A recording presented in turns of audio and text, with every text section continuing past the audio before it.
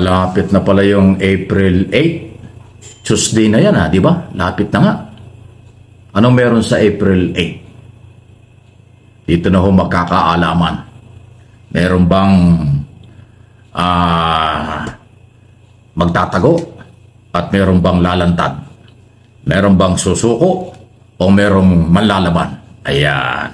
Ang akin pong tinutukoy ay yung TRADCOM. 3 komite na nag-iimbestiga tungkol sa fake news. Yung mga vlogger fake news na identify ang karamihan sa mga taga-suporta ng mga Duterte. Pangatlong hearing na po ang naka-schedule sa April 8 kung hindi magbabago. At medyo malupit yan kasi dun sa last hearing meron ng warning na ang hindi darating na mga vloggers sa ilang beses na inimbitahan ay contempt na ang aabutin. Ipakukulong na ng Committee on Public Order and Safety, Committee on Public Information at Committee on Public Information and Technology o yung TRADCOM. Ayan. Yan po yung huling sinabi ni na Congressman Paduano at Congressman Pimentel. Si Pimentel ang nag-preside ng Johnny Pimentel ang nag-preside ng last hearing. At dito sa hearing na ito, pag hindi dumating, talagang may aarestuhin dahil yan po ang napagkasunduan. Pinyumagurita nung unang hearing, nag-warning dahil walang dumating, pero pangalawang hearing, nagdatingan na. Yung mga umiyak na mga fake news doon dahil umamin sina Lopez, saka si MJ Reyes, at saka yung isang taga Manila Bulletin, yung mga umamin dahil umiyak sila, naipit sila sa question and answer ng mga congressman dahil fake news yung kanilang ginagawa. Puro daw, napanood lang, nabasa lang, ginawa ng content, ayun, sabit sila. Yun po ang nangyari. At si Secretary Angeles, dating sekretary ng PCO, abogado pa naman, umamin din, nakasama siya sa halos 100 ng mga vlogger na inimbitahan ng China at nag-seminar sila doon noong 2023. Kaya pala sila walang sinasabi na pabor sa Pilipino tungkol sa West Philippine Sea. Katunayan ang kanilang mga kadalasang topic, ipinagtatanggol pa ang China at minamali pa ang Pilipinas sa exclusive economic zone kasi sila pala ay inisponsor ng libre accommodation, transportation at saka pagkain ng 2 linggo sa China. Yan ang kanilang pag-amin sa komite. Sila inisponsor ng China para mag-seminar. Kaya kung yung babasahin at susubaybayan ang kanilang mga paliwanag, pro-China ang dating. Dahil maka-Duterte sila, na kaibigan ng Duterte ang China. Pero bandang huli, nagkalaglagan na. Yan po yung more or less na nangyari. Kaya aabangan natin. Kung di ako nagkakamali ay sa 37, 42 yan o 41, 30, dumalo yung iba. Yung 37 mga inimbitahan, hindi pa lahat dumadalo. Meron pang 11 yata. Kasama dyan si Badoy, si Banatbay, at saka si Sasot. Si Sasot. Ano bang pagkatao ng dalawang yan? Ano bang pagkatao ni Banatbay at saka ni Sasot? Parang magkakulay eh. Ano magkakulay? Basta, bahala na kayo. Ano bang pagkatao ng dalawang yan? Nako, ano nga ba talaga pagkatao nitong si Sasot saka si Banatbay? Ano ang pagkakaparehas nila? Nako, mabuti pa, tanungin nyo na lang po si Nino Barsaga. Si Nino Barsaga ang tanungin ninyo mga manonood ni Sir Mike at mga nanonood dito sa akin. Si Nino Barsaga ang tanungin nyo kung ano ba ang pagkatao nitong si Banatbay. Alam niyo po si Banatbay, dati idol ko pa nga ito eh. Dati nanonood ako lagi dyan. Kaya nga ako naging live streamer eh. Hindi ko kinakaya yun. Hindi ko tinatanggi yun. Kaya lang alam nyo, yung mga dahilan ng mga tao kung bakit ako naging YouTuber. Kasi panahon ng pandemya nun eh. Siyempre, naghanap ako ng ibang mapaglilibangan lang. After ko nga maging motovlogger, walang magawa, walang topic sa pagmumotor. So sabi ko, teka, tingin nga ako nitong mga topic ng tungkol dito sa politika. Kasi wala namang ibang matatopic nung panahon ng pandemya kundi politika eh. Hanggang napunta ako kay Kulaong. Sinuportahan ko pa nga dati yung pabunan na gamot. Ang dami kong naging vlog at lagi ako nga pagdating na ng alas 12, alas 11 o 11:30 yata yun. Lagi ako nanonood dyan kay Banat Bay hanggang makatulog ako minsan nanonood ako dyan. Hindi araw-araw pero nakakapanood ako. Lalo na kapag mga interesting yung mga tinatopic niya kasi meron mga topic noon na tungkol kay Digong. Nanonood ako. So, yan ang isa sa mga dahilan kung bakit po ako naging YouTuber. Hindi ko kinakaya yun. Kaya lang ngayon, sinusuka ko sila. Katulad yan, si Libayan, si Banat Bay. Magkakontra yung dalawang yan, pero tingin ko parehas mga bugok yan eh. Ngayon, sabi ko lang yan, dati pinapanood ko itong mga to. Yung pala, mga mga bugok pala, no? Buti na lang at ako hindi ako natulad sa kanila ng mga bugok. Eto nga si Banat Bay, kung makakontra to noon kay Kibulok. Sinasabihan pa nga niyan si Kibulok na bula ang propete. Pero kita nyo, himod ng tumbong ni Kibulok. Meron pong, ito si Banat Bay, wala nang talagang ito solid na solid to sa Duterte Kaya nga to lumipat kay Yorme Isko Moreno ng pagsuporta dahil kay Digong, utos ni Digong. Kaya sinuportahan nila si Yorme Isko Moreno noong 2022 election dahil lang kay Digong. Tutang-tuta to ni Digong. Hindi niyo napansin. Banat ng banat si Banat Bay kay Yorme Isko Moreno, tinawag pa ng NPA. Tapos, magulat tayo, biglang sinusuportahan niya for president dahil kay Digong, utos ni Digong. Kaya nga natalo si Yorme dahil dinikitan itong mga tuta ni Digong. Dinikitan. Kaya po ganon. Ngayon, hindi ko alam kung bakit nasasabi to ni Banat Bay. Pakinggan po ninyo. Kasi alam nyo, barado ho yung mga media. Alam mo naman yung mga media natin dito, may pagka may pagka pasensya na ho pero ito talaga ang term na dapat itawag sa inyo mga bayaran at gago, di ba? Mamaya pag-usapan natin yan, Kita nyo natatawag niya ang mga mainstream media na mga bayaran at gago. Kung bayaran ng mainstream media at gago ang mainstream media, ano tawag sa'yo? Ano tawag sa'yo? Diba? Bayaran ka ng kriminal? Bayaran ka ng isang manyakol na church leader? Alam niyo po, itong mga taong to, hindi to kikilos ng walang bayad. Yung mga katulad ni Banat Bay. Ang gusto niyan, VIP siya. Bakit ko alam? Nakita ko nung panahon ng pangangampanya kay Yorme.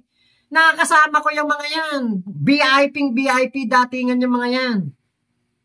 Akala mo, isa sa mga kumakandidato, akala mo kaya-kaya niya ipanalo si Yorme kung makaaste.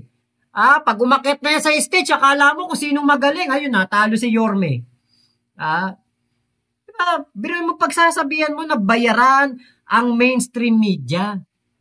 Pero ano ba kayo? Ano ka ba? Diba kita nyo after nang nangyaring nakasuhan sila. Hindi na po yan mga nag-live. Si Banat Bay, hindi na nag-live. 2 months ago yung live niya. Actually, bago ako mag-vlog ngayon, tinignan ko yung channel niya. Last year pa yata. Ewan ko ba kailan yung huling tingin ko sa channel niya. Napakatagal na.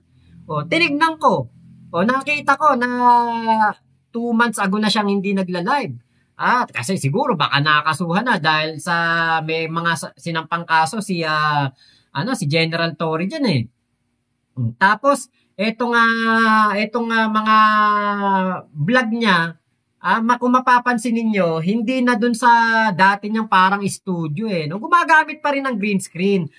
Pero, di ba, hindi na siya katulad noon na talagang hayag na hayag siya. Minsan nagbablog to sa restaurant, nagbablog to sa kapihan. Di ba, nagtatago na Di ba, nalabas mo tapang mo ngayon, Banat Bay. Pumunta ka dun sa TRICOM, harapin mo yung mga kongresista na binabanatan mo. Oh. Yung sa kanyang April 1 na video, tinignan ko kanina, si Digong daw makakalaya na. Kita nyo kung paano mag-fake news yan. Diba? Kahit na pinost mo yan nung April 1, April Fool's Day, bobo nga mga DDS bobo, porke bobo mga DDS, inuuto nyo. Porke bobo mga manonood nyo, inuuto ninyo. Diba? Porke alam nyong uto-uto ang mga DDS, maglalagay kayo ng title na ganyan, Digong makakalaya na, Duterte makakalaya na. Alam nyong bobo nga yung mga DDS na yan, tapos ganyan pa ang itatitle nyo. Tapos pag nasabihan kayong fake news, magagalit kayo. Fake news naman talaga. Sus Mario. Alam nyo, kaya ayaw nitong umarap sa TRICOM bukod sa may pagkasasot daw to, baka itong si Banat Bay, baka out of the country na to, baka nga nasa Japan na to, hindi na umuwi, baka dyan na maglagi yan. Sa takot na mapaharap sa TRICOM. Diba, nasan yung paninindigan? Nasan yung tapang? Nasan yung sinasabi mong katotohanan? Kaya ako nga yan dati pinapanood dahil akala ko magaling, akala ko makatotohanan, akala ko talaga may integridad, may kredibilidad. Ay nako. Kaya din ako magtaka kung yung ibang Pilipino ang tawag sa'yo, bayad bay. Yan. Kasi si Badoy, sabi na sa abroad. Si Sasot, sabi na sa China, abroad din. Si Banat Bay, baka inaaskaso, napakaraming libel case niyan. Baka inaaskaso yung kanyang libel case. Kaya hindi siya makaharap. Pero ngayon, hindi na ho tinatanggap ng komite na nasa abroad kayo o ano man yung pinagkakabalahan. Sa oras na hindi kayo dumating, huhulihin na kayo ng PNP. Si General Torre ang maghahanap sa inyo. Pag si General Torre naghanap sa inyo, kahit siyang kayo magtago, kahit sa ilalim ng lupa, huhulihin kayo. Ganyang katindi ang CIDG kasi nationwide yan. Kaya ikaw Banat Bay, ikaw Sasot, ikaw Sasot, at saka Badoy, magtago na kayo sa pinanggalingan nyo, hahanapin kayo ng CIDG pag hindi kayo dumating sa next hearing. Pero kung kayo naman ay hindi guilty o wala kayong problema, wala kayong ginawang masama, hindi kayo fake news, ba't hindi kayo humarap? Ayan naman in aid of legislation investigation. Kung wala kang kasalanan, humarap kayo. Huwag na kayong gumaya sa style ni Duterte. Wala daw siyang kasalanan, sisipain daw niya ang ICC, sisipain, hindi daw siya kinakasuhan ng gobyerno. Ngayon, kinasuhan na siya. Yun, tinanggap na siya na siya may kaso at nakakulong. So, yun tinatanggapin nyo. Kung hindi kayo fake news, taas noo kayo dapat na humarap sa public hearing. Ngayon, kung kayo talagang fake news, pangatawan ninyo yan. Pero hindi pwedeng taguan. Kasi hahabulin kayo, pananagutin kayo. Gusto niyo gumaya kay Roque? Magtago sa Kongreso? Yan ang ginawa ni Roque. Nagtago sa abroad dahil takot makulong sa Kongreso. Dahil isang gabi na siyang nakulong doon, nakontempt na siya. Ay baka masundan pag hindi siya talaga nakipag-coordinate. Yan ang mangyayari doon sa mga vlogger na hinahabol ng Kongreso in aid of legislation at iniimbestigahan dahil doon sa resolution at speech ni Congressman Barbers na ang kailang pagdududa, baka merong pogo, drug money, pogo money, doon sa mga vloggers na tumitira sa gobyerno, tumitira sa mga congressman, tumitira ng below the belt sa mga opisalis ng pamahalaan. Yun ang dahilan. Bibigyan kayo ng pagkakataon magpaliwanag, pero ito lang ho ang ating paalala, o hindi kayo pwedeng magsinungaling sa komite, kasi may record ang komite, kaya kayo inimbitahan kung sino kayo at ano ang inyong ginagawa sa inyong mga channel. Kaya nga yung dalawang umiiyak doon at saka si Lopez hindi nakapag-deny kasi ipinakita ng mga congressman yung kanilang mga topic before na sila inimbitahan. Kaya hindi sila makapag-deny. Hanggang iyakan na lang. Nag-sorry at umamin sila ay fake news. Yun na lang ang gawin din nyo. Kung inamin niya ni Mr. Reyes at saka ng taga-bulletin at saka ni Mark Lopez na sila ay fake news, para hindi kayo makulong, di hindi nang gawin nyo. Aminin nyo na fake news kayo. Mag-sorry kayo. Kung hindi nyo gagawin yan at magtatago kayo, kalaboso kayo. Kahit siyang kayo nandoon, kung nandito lang din kayo sa Pilipinas, hahabulin kayo ng tropa ng CIDG. nakapartner ng Kongreso para sa pagpapatupad ng contempt order, arrest order ng mga komite. Hindi pa po tapos yan. Sa April 8, ating aabangan ito. Kaya ang aking hamon, total lahat pare-pares naman tayong naghahanap ng katwiran at kaliwanagan. Kung hindi kayo guilty o wala kayong kasalanan, humarap na lang. Aminin ang pagkakamali, mag-sorry at walang problema. Pero yung ibaliwala nyo, takasan nyo, magtago kayo at marami kayong dahilan, hindi na yan tatanggapin. Last warning na ang ginawa ni Paduano at ng komite at saka ho ng chairman na si Pimentel ang last hearing. Kung hindi pa kayo dadalo, maghahabulan na, maghuhulihan na. Good luck sa inyo. Please like and share ng video ito. Yan naman mga vlogger na yan, mga tapang-tapangan lang naman sa mga channel nila yan eh. Pero harapan, kita nyo. Si MJ, saka yang si, yung, kala mo kay ganda-ganda dun sa kanyang profile, pero nung nandun na sa, nung nandun na sa TRICOM hearing, kung lang yun ang mukha pala nito dun sa, niya, sa profile niya, ng pangalan nun, nakalimutan ko.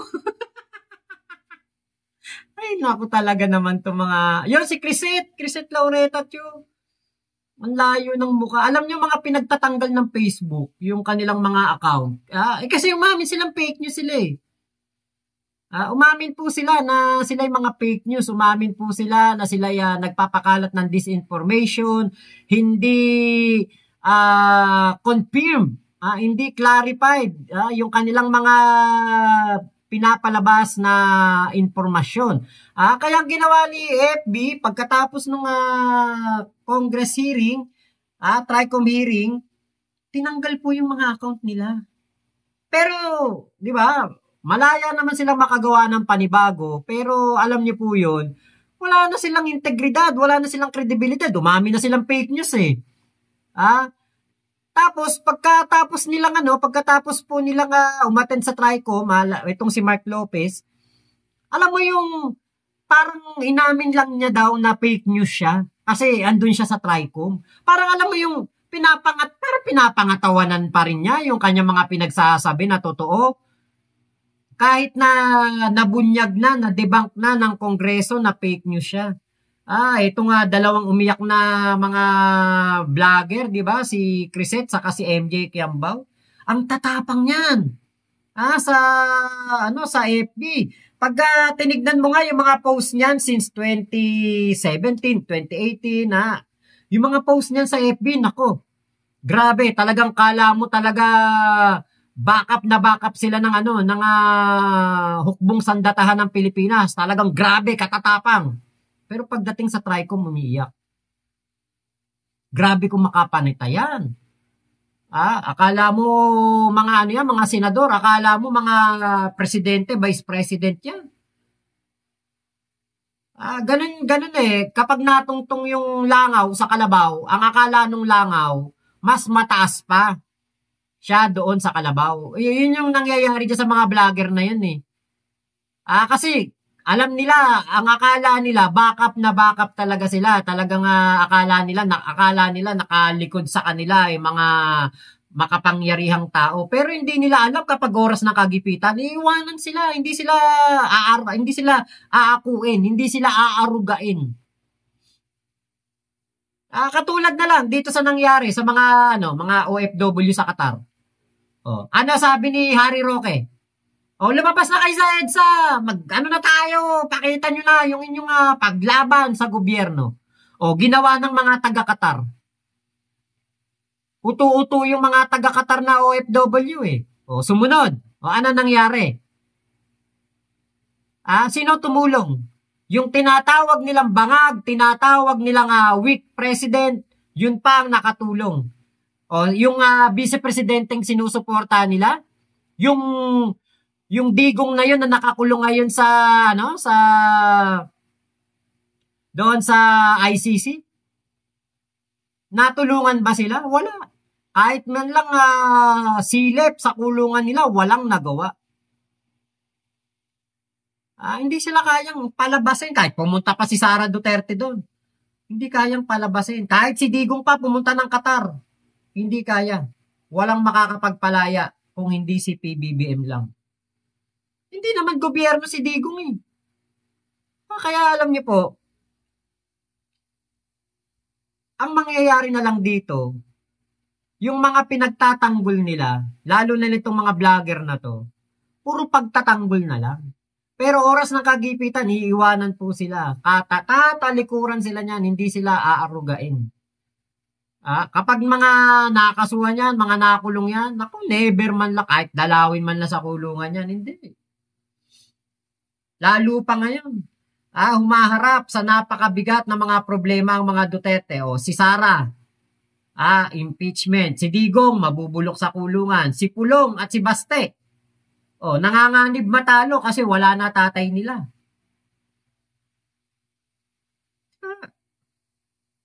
Wala. Ala na eh. Yun naman na talaga ang totoo. Bagsak na ang mga Duterte. Kaya itong yabang nitong mga vlogger na to, hanggang yabang na lang. Hanggang pagmamalaki na lang. Hanggang akala mo na lang sila kung mga sino. Pero after nun, pag pinatawag sa Tricom, wala, tiklop yung mga yun. Parang mga lata yan na pinitpit. Lalo na to si Banat Bay na puro ingay lang ngayon. Puro lang bunganga. Pero pag sa Tricom, walang bayab. Diba? Kaya alam niyo po, hindi ko kinakahiya na dati kong nanonood dyan. Dati ko sumusuporta dyan. Pero, diba? Susuporta pa ba ako? Mali na ginagawa.